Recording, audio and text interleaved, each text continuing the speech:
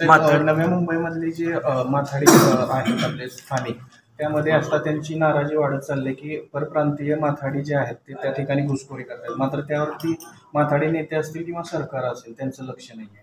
खरं म्हणजे माथाडी नेत्यांचं लक्ष आहे, पण सरकारचे असणारे कामगार मंत्री जे मागच्या 2.5 वर्ष होते आणि त्यांच्या हाताखाली काही कामगार नेत्यांनी त्यांच्या असणाऱ्या अधिकाऱ्यांच्या माथाडी बोर्डाचा दुरुपयोग करून कॉन्ट्रॅक्ट पद्धत ही मोठ्या प्रमाणामध्ये वाढवली.